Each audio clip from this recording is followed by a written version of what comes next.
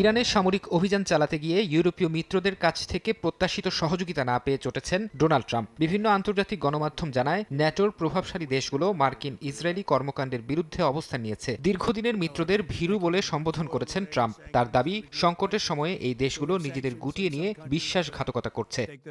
সবচেয়ে বড় বাধা হয়ে দাঁড়িয়েছে ফ্রান্স, যারা ইসরায়েলগামী মার্কিন যুদ্ধবিমানকে নিজেদের আকাশসীমা ব্যবহার করতে দেয়নি। ট্রাম্পের অভিযোগ, সামরিক রসদ নিয়ে যাওয়া বিমানগুলোকে পথ ঘুরিয়ে নিতে বাধ্য করেছে ফরাসি প্রশাসন। তবে দেশটির সরকার জানিয়েছে, সংঘাত শুরুর পর থেকেই তারা বিদ্যমান নীতির সঙ্গে সামঞ্জস্য রেখে সিদ্ধান্ত নিচ্ছে। এই ঘটনায় ক্ষুব্ধ হয়ে ইসরায়েল ঘোষণা দিয়েছে, তারা ফ্রান্স থেকে সব ধরনের প্রতিরক্ষা সরঞ্জাম কেনা বন্ধ করে দেবে।